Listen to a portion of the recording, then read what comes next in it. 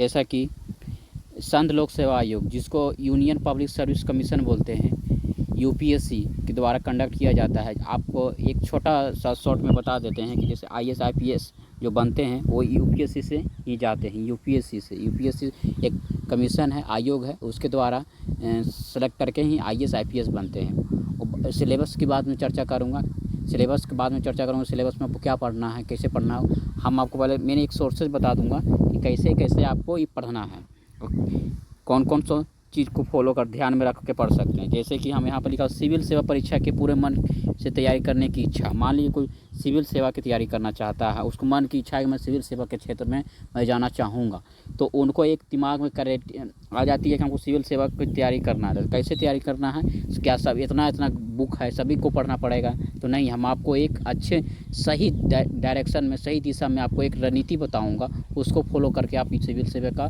की तैयारी में कदम रख सकते हैं। उसमें कोई भी आपको डाउट, इस वीडियो को देखने के बाद आपको कोई भी डाउट नहीं होगा, ठीक है। तो यहाँ तक तैयारी करने की इच्छा रखने वाले मन में स्वाभाविक रूप से उठने वाले मार्के का सवाल यह है कि आखिर क्या पढ़ें, क्या ना पढ़ें, साथ ही जो भी कुछ पढ़ना है उसे पढ़े तो कैसे पढ़ें। मान लीजिए जो भी आपको कुछ पढ़ना चाहते हैं, कोई भी कुछ बुक से पढ़ना चाहते हैं, तो कैसे पढ़ें, क्यों पढ़ें, क्या सभी पढ़ना पड़ेगा? तो नहीं, सब आपको इसमें डिटेल में दिया। यूपीएससी परीक्षा के लिए पढ़ाई का तरीका वाकई परीक्षा की तुलना में कुछ अलग है। कामवेश वैसे ही अपनी अध्ययन सामग्री में किन पुस्तकों पत्रिकाओं की जरूर शामिल करें, किन सामग्री को नज़रअंदाज कर सकते हैं। जैसे कि आप इसमें देख सकते हैं कि आपको किस बुक को फॉलो कर सकते हैं, किस बुक को आप फॉलो कर सकते हैं, पत्रिका को शामिल कर सकते हैं, किन सब सामग्री को नज़रअंदाज करने का मतलब को इसको इग्नोर करना। कोई भी चीज़ आप पढ़ना चाहते हैं, आपको उसको नहीं भी पढ़ेंगे तब पर भी आपको यहाँ पर सेलेक्टेड समझ में आ जाएगा। तो आप कौन सा बुक कितना इंपॉर्टेंट है, कितना नहीं है, इसके बारे में मैं बताऊँगा। नज़रअंदाज कर सकते हैं, किन सामग्री को बिना पढ़े काम चल सकता है। मान लीजिए आपको कोई बुक बिना पढ़े काम चल सकता है, यहाँ पर देख सकते हैं, ठीक है। और किसी को बिना पढ़े कैसे, मतलब बिना ना बुक को नहीं पढ़े बेहतर नहीं होगा। ऐसा ना हो तो बाकी लोग को कोई सामग्री पढ़ लें और उसे छोड़ने के पीछे भाग जाएं। किसी भी युवा अभ्यर्थी के मन में उठने वाले सवाल को तैयारी के दौरान किसी भी युवा अभ्यर्थी के मन में उठने वाले सवाल को मुझे तैयारी के दौरान बहुत सारे, जैसे कि युवा की तैयारी करना चाहते हैं तो उनको ना किसी तरह से प्रॉब्लम का सामना करना पड़ता है। तो उन सभी के लिए मैं इस सेलेक्टेड शॉर्ट नोट्स में आपको सारा क्लियरिटी मैं डिफाइन कर दूंगा, आपको किसी तरह से कोई समस्या ना उत्पन्न होगा उससे, ठीक है। तो मुझे लगता है कि क्यों देश के सर्वाधिक प्रतिष्ठित प्रतियोगिता परीक्षा की प्रवृत्ति कुछ ऐसी हैं। आपको देश के सर्वाधिक प्रतिष्ठित परीक्षा, जैसे ये जो होता है ना इंडियन लेवल में, बहुत ही बड़ा कठिन परीक्षा होता है, जो मतलब बहुत देश मतलब इंडियन कंट्री के अंदर सबसे बड़ा प्रतिष्ठा को बोला जाता है, तो इसी को बोला जाता है, ठीक है। इसमें बहुत सभी राज्य के कैंडिडेट इसमें शामिल होते हैं। तो क्या चुनौती ही है कि सभी प्रतियोगिता परीक्षा जो इसमें तैयारी कर रहे हैं, तो उनके साथ साथ एक कंपटीशन का फेस बहुत स्टेप में आगे बढ़ेगा और उसमें बहुत ही आपको तैयारी के दौरान आपको बहुत ही कठिनाई का सामना करना पड़ता है। तो इसको ध्यान में रखते हुए मैं इस बात को आपको सामने प्रस्तुत कर रहा हूँ कि विभिन्न सवालों के लिए जो भी आपको सामान्य सी पुस्तक, जो भी इसको सटीक पुस्तक की सूची बनाया जा रहा है, उसको सिविल सेवा परीक्षा में प्रकृति इतनी डायनामिक होती है इस वजह से है कि इसमें बहुत से लोग शामिल होना चाहते हैं। हर एक इंजीनियरिंग बैकग्राउंड से, डॉक्टर बैकग्राउंड से, मास्टर बैकग्राउंड से, जो भी मतलब एक नॉर्मल ग्रेजुएशन से लेकर हायर एजुकेशन तक इसमें शामिल होना चाहते हैं। तो उन्हीं लोग के लिए इसमें आपको सटीक पुस्तक की सूची आपको बताया जाएगा कि हाँ आप इतने बुक से आप काम चल सकता है आपको। इसके बगैर अगर इसको आप नहीं पढ़ेंगे, इसमें दो तरह से दिया गया है। आप चाहेंगे तो इसको आप इग्नोर भी कर सकते हैं, चाहेंगे इसको आप इग्नोर भी कर सकते हैं। और जो भी आपको सिलेक्टेड रहता है उसको इग्नोर तो कर ही नहीं सकते, बिल्कुल भी नहीं कर सकते हैं। तो इसके बारे में हम सिविल सेवा परीक्षा की प्रवृत्ति कितनी डायनेमिक है कि इसको लेकर कोई भी भविष्यवाणी नहीं कर सकते। इतना डायनेमिक है कि कोई भी आदमी अगर चाहेंगे कि मैं सिविल सेवा के चुनौती के साथ मतलब किसी को चैलेंज देकर मैं एक्सेप्ट कर सकता हूँ, तो इम्पॉसिबल, इसको एकदम संभव ही नहीं। लेकिन हाँ, तैयारी की अगर सही डायरेक्शन, सही रणनीति, सही दिशा में अगर किया जाए तो बिल्कुल भी संभव है। तो मैं इसके बाद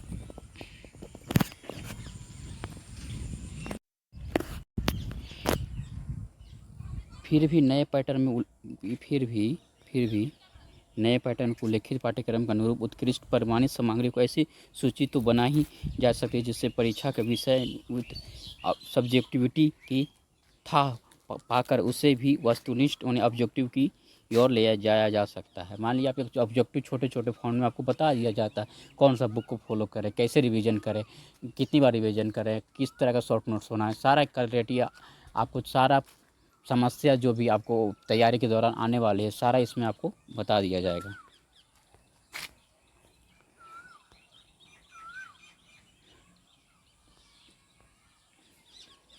टॉपिक 1 में हम कहते हैं किसी एक टॉपिक मान लीजिए आपको बुक पढ़ना चाहिए, एक टॉपिक पर एक ही अध्ययन सामग्री को पढ़ें, सामग्री को समेटने की कोशिश न करें, न फैलाएं, वरना रिवीजन असंभव हो सकता है। आप किसी बुक को पढ़ना चाहते हैं, किसी एक टॉपिक को एक अधिक समय, मान लीजिए आपको टॉपिक पढ़ना चाहते हैं, उसके लिए अलग अलग बुक को पढ़ने की ज़रूरत नहीं। आप अगर एक बुक को पढ़ना चाहते हैं, हमारे आई और माइंड का ऐसा ऑब्जर्वेशन है कि वो आपको सेलेक्टेड बुक को ही समझ सकता है, कर सकता है, ठीक है, ना कि आपको मेन समस्या होगी रिवीजन करने में आपको प्रॉब्लम हो सकती है। अब दूसरा ऑप्शन है, कह रहा है कि सिविल सेवा परीक्षा की तैयारी में समयबद्ध रिवीजन का खास महत्व है। फिलहाल साप्ताहिक रिवीजन करते रहें और परीक्षा से ठीक पहले किन किन टॉपिक को संक्षेप में रिवाइज करना है उसे तैयार करें। मतलब आप एक साप्ताहिक नोट्स बना सकते हैं, उसमें परीक्षा के ठीक से पहले टॉपिक को संक्षेप में शॉर्ट नोट्स में रिवाइज कर सकते हैं, उसे भी तय कर सकते हैं।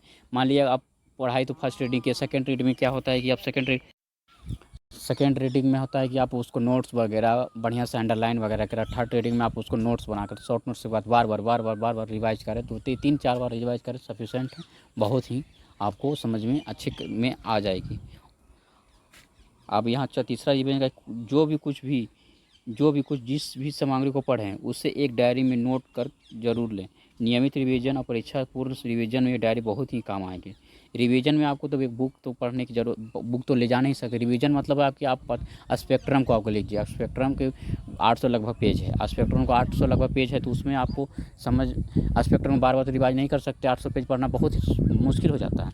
तो इसी से हिसाब से आप एक साप्ताहिक में एक शॉर्ट नोट्स बना लें, उसको बार बार रिवीजन करें, ताकि आपको एक जो भी आपको सेलेक्ट रहेगा वो सब समझ में आ जाएगा।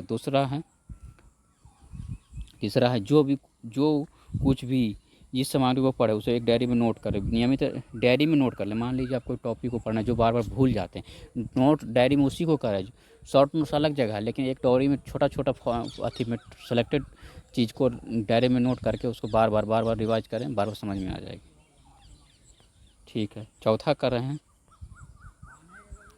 नोट्स बनाने की आदत है। संक्षिप्त नोट्स बनाएं, जहाँ नोट्स बनाना संभव न हो वहाँ अध्ययन सामग्री पर अंडरलाइन हाईलाइटेड कर सकते हैं। मान लीजिए आप कोई नोट्स बनाना चाहते हैं, उसको लगता है कि आप इसको छोटा चीज़ है उसको बुके में हाईलाइटेड कर, तो ग्रीन या येलो हाईलाइटर से उसको हाईलाइटेड कर दे, ताकि वो एक आपको माइंड को देखने का अति हो जाएगा कि हाँ ये बहुत ही समझने की चीज़ है, इसको आपको एक बार दो बार देखिएगा समझ में आ जाएगा। पाँचवां कह रहा है कि समाचार पत्र पत्रिका के अति महत्वपूर्ण उल्लेखों के कतरने एवं एक फाइल बना में लगा लेना बेहतर विकल्प है, क्योंकि अखबार पत्रिका का दोबारा पढ़ना संभव नहीं हो पाता। मान लीजिए आपको कोई अखबार पढ़ते हैं, कोई भी अखबार पढ़ते हैं, तो उसमें आपको लगता है करंट का आप PYQ पहले सोल्व कीजिए। PYQ के बारे में हम भी आगे चर्चा करूँगा, PYQ भी मैं सोल्व करवाऊँगा कि PYQ किस तरह का पैटर्न को फॉलो कर रहा है, क्या क्या PYQ से आप छाट करके इसमें क्या पढ़ना है वो भी आपको बताऊँगा। ये आपको PYQ के बाद वाला सेक्शन होगा, लेकिन मैं पहले इसको बता रहा हूँ।